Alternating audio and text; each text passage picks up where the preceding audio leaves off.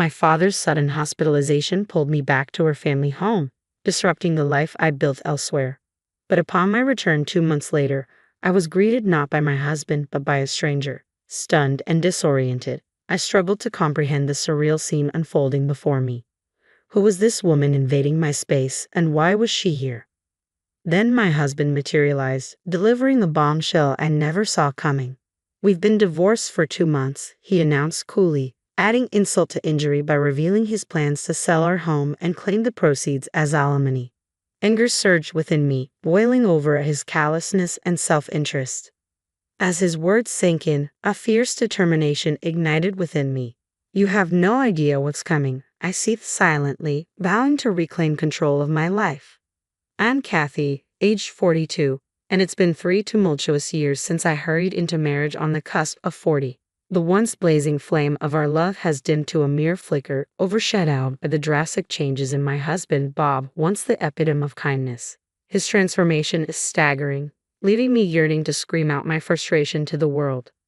Just leave him, right? You might assume it's that simple, but for me, it's far more complicated. There's a reason I can't bring myself to walk away. My father, living alone back home, I can't bear the thought of burdening him with worry. My mother passed away before I even found love, let alone marriage, depriving her of the joy of grandchildren. Saying my final goodbyes to my mother without any significant news to share left a lasting mark on me. I couldn't bear to add to my father's concerns. Divorce isn't just about me, it's about sparing him unnecessary pain. Besides, I'm not particularly attractive or outgoing. Who would want a divorced woman in her 40s? If I end things, it's game over. So I resign myself to endure, repeating this mantra to quell any thoughts of leaving. Despite both my husband and I being full-time employees with similar incomes and work schedules, he acts as though he's the sole provider of our lifestyle. From the beginning of our marriage, he's assumed the role of the master of the house. "Where's my dinner? Why isn't it ready?" he demands upon my arrival home. "I've just walked in too. If you're hungry, why not help out?" I respond. "Why should I, a man, have to pitch in? Who do you think affords this lifestyle?" he retorts. Using gender as an excuse? That's outdated. Are people still making such chauvinistic remarks these days? I find myself constantly at odds with my husband, Bob, unable to contain my frustration. His responses to me are consistently patronizing, and this cycle has persisted for about a year now, with Bob's attitude only deteriorating. I've long ceased yearning for the way things used to be between us. To minimize our time together, I make a concerted effort to stay out on weekends and take breaks whenever possible. Being home with Bob, even on my days off, feels stifling. Thankfully, as long as I keep up with the housework, Bob remains silent on that front, a small silver lining in my unfortunate situation. Lately, I've taken to spending my days off exploring various cafes I've researched during the week, finding solace in their ambience and losing myself in books. Bob's been arriving home late on Fridays lately, seemingly burdened with tasks tied to his recent promotion.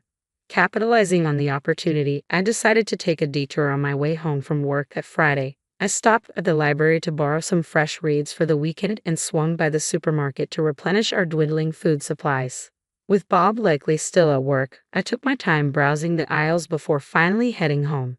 However, upon my arrival, I was greeted by the unexpected sight of Bob lounging on the couch, jacket discarded and engrossed in the television. His blatant laziness drew an exasperated sigh from me.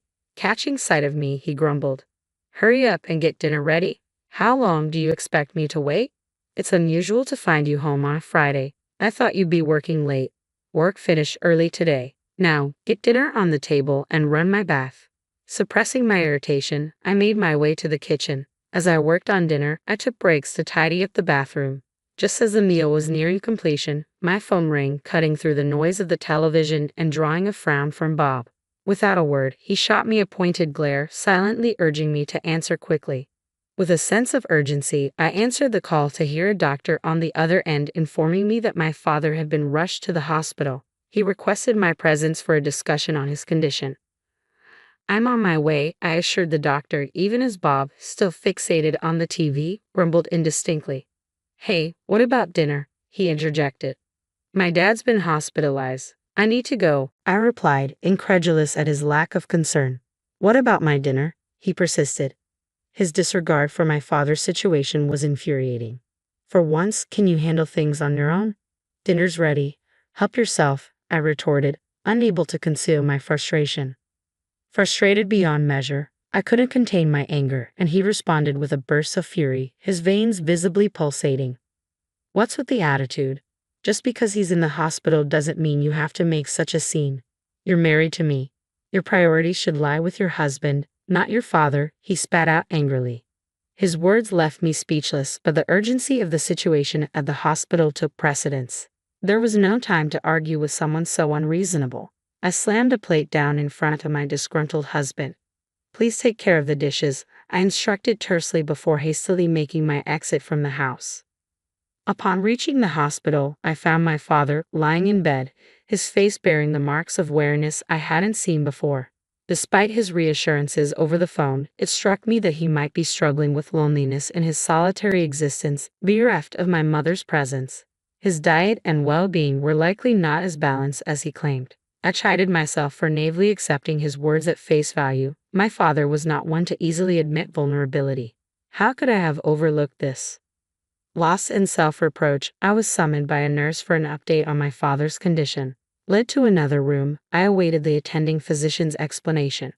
The doctor revealed that my father had slipped and fallen on the stairs at the train station, resulting in a fractured leg that would require considerable time to heal. Do you have someone who can bring him necessities during his stay? The doctor inquired. It varies. Rehabilitation will be challenging, I responded. If possible, frequent visits would be beneficial, urged the doctor. Understood. I'll be here every day, I vowed, resolute in my decision. With the doctor's guidance, I resolved to stay at my parents' home during my father's hospitalization, a 2-hour journey each way from my own residence. Daily visits would be taxing, but commuting from my childhood home would make it more manageable. It was time to make the necessary arrangements. Leaving the hospital while my father rested, I returned home around noon on Saturday. My husband was nowhere to be seen, but he arrived later in the evening. I wasted no time in briefing him on the situation. I'll need to go back to my parents' house to care for my father, I explained. Predictably, his reaction wasn't favorable. Who will take care of me then? He grumbled. You're a capable adult. Can't you manage your own affairs? Even amidst your father-in-law's struggles, your concern remains solely on yourself. Can't you show a little cooperation? I shot back, exasperated. That's preposterous. It's only natural for a wife to tend to her husband, he retorted, his words a familiar refrain that only fueled my frustration. Fed up with his self-centered attitude, I proposed a compromise. Why don't we transfer my father to a local hospital?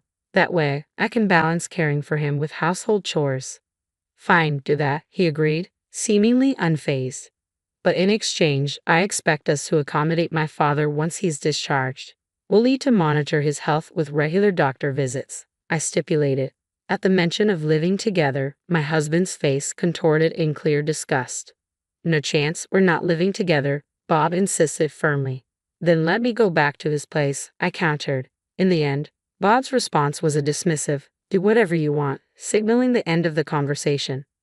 I promptly informed my workplace, completed the necessary procedures, and returned to my parents' home. The daily visits to the hospital proved more taxing than I had anticipated, but my father's resilience inspired me to soldier on without complaint.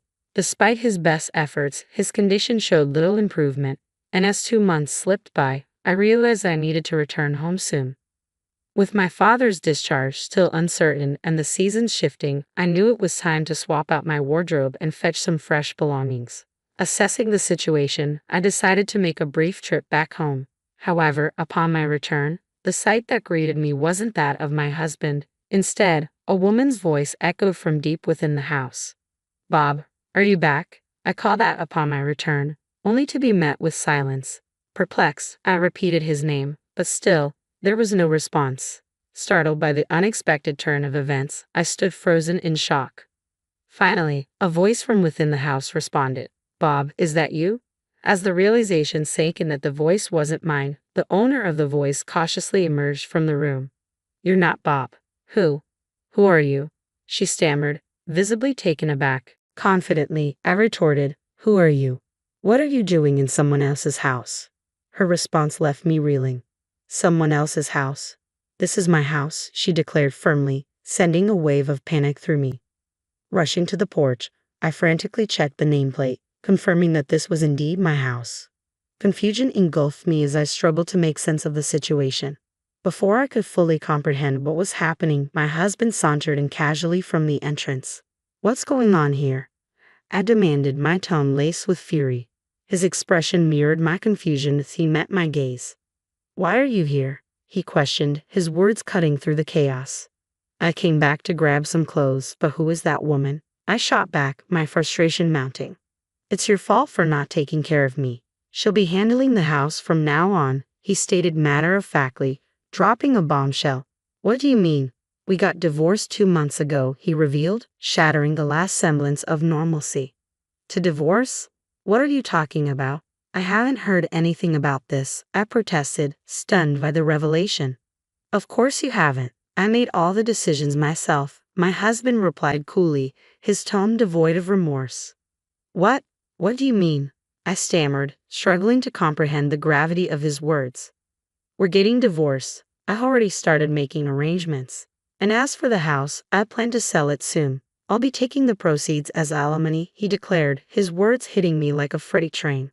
"But this house isn't solely yours. It's in both our names. I'm entitled to half of it," I insisted, desperation creeping into my voice. "It's your own fault for neglecting your responsibilities around the house. Give me all the proceeds from the sale," he retorted, his words dripping with contempt. "I haven't even signed the divorce papers yet, and yet you're already treating us as divorced. Regardless, if that's what you want, then fine. Gather your belongings and leave immediately," I asserted, my voice tinged with disbelief and frustration. "That's a selfish thing to say," my patience wore thin, snapping at his callousness. "You don't understand anything," I added, my tone firm with conviction. He regarded me with skepticism. "What's left to discuss?" "Property division," he scoffed. "It's your own fault for failing in your duties as a wife. Even if you try to fight it legally, you'll lose. It's a waste of time," he dismissed callously. "Property division. So now you know about that term. Are you mocking me?" I retorted, my indignation mounting. "That's enough. If that's how you want it, I'll gather my things and go," I declared, resolved to put an end to this conversation. I retreated to my room, swiftly packing my belongings. As I busied myself, a sweet voice called out from the other room, "Bob." "Who's this older woman?" "She's just my ex-wife, here to collect her things," Bob's voice explained from the living room. "Ah, good. I was afraid she'd demand you back," the woman responded in a jesting tone, followed by laughter. Their laughter echoed through the house, piercing through my heart. She knew he was married and yet pursued him anyway. "Just you wait," I muttered under my breath as I packed my belongings, a vow forming in my mind. Returning to my parents' home with my belongings, I wasted no time. I visited the local office and then sought out a detective agency to request an investigation into his infidelity. There was much to be done, and I braced myself for the busy days ahead. Weeks later, my phone rang. Answering it, I was greeted by Bob's enraged voice. "Hey, you, what have you done?" "The alimony you demanded, $100,000. That's outrageous.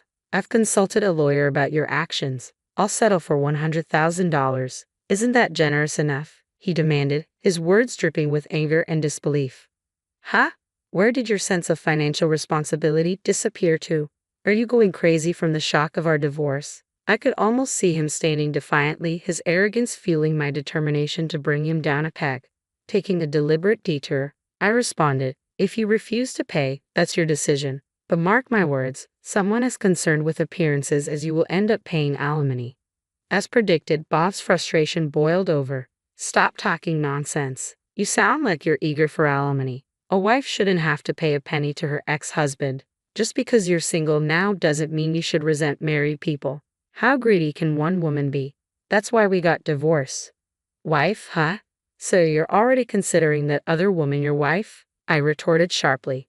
"Perhaps you should watch what you say before mocking others. Remember, I could take you to court if I wanted to." "What? What did you just say?" The app seemed momentarily stunned by the mention of court. "Hey, what crime are you accusing me of? I married my current wife after our divorce. I haven't done anything wrong," Bob retorted defensively. "Sorry to disappoint you, but I've already conducted an investigation into your affair. I hired a detective and I have all the evidence, so don't bother trying to deny it. I countered firmly. What? Bob fell silent, but I pressed on. You've been involved with her for over a year now, haven't you? However, unfortunately, having an affair isn't considered a crime, I stated matter-of-factly. Then why did you mention taking me to court? You just said cheating isn't a crime, Bob protested, confusion evident in his voice. Don't you realize that filing for divorce without the other party's consent is a crime? I responded pointedly. As Bob remained silent, I pressed forward. What you did amounts to forgery of a legal document, a serious offense. Did you really think that wouldn't catch up with you? Using someone else's signature to submit divorce papers without their consent is clearly a reckless move. That's because you abandoned me for months. That's why I filed for divorce. I did nothing wrong. It's all on you. Bob retorted defensively. Really? You conveniently filed for divorce just 1 week after I moved back to my parents' house. According to the private investigator's report, you claimed I abandoned you for months. Does that make sense to you? We were already divorced, so legally, I wasn't your wife anymore. I countered, my voice edged with frustration. Bob was at a loss for words, but I pressed on. Seriously, what kind of grown man blames his divorce on his spouse not taking care of him? Get real? Take care of yourself. I'm not your personal caretaker. But a wife is supposed to take care of her husband. How else were we supposed to make ends meet? Bob interjected, clinging to his outdated beliefs. What era are you living in? Your salary is pretty much the same as mine, and we split the bills 50-50. Who do you think should be thankful for the life you've been living? I snapped, unable to contain my frustration. I wasn't stopping now. Without waiting for his response, I laid all my cards on the table. I'll sue you for forgery if you don't cough up $100,000 as compensation. If you want to avoid that, just pay up. And don't think your mistress is off the hook, but make sure to get proper compensation from her too. Plus, I'll take half of the house sale and our joint savings as part of the property division. Whoa, hold on. If things go that way, I'll be left with almost nothing. She doesn't even work and I have to support her. Bob pleaded, panic seeping into his voice. Do you think I care? I can sue you for forgery and for infidelity. Should I just do both if you're going to keep whining? I threatened. Fear evident in his silence, Bob abruptly hung up. Always concerned about his public image, he chose to pay the compensation without taking it to court. He ended up having to pay the compensation claims from his mistress as well.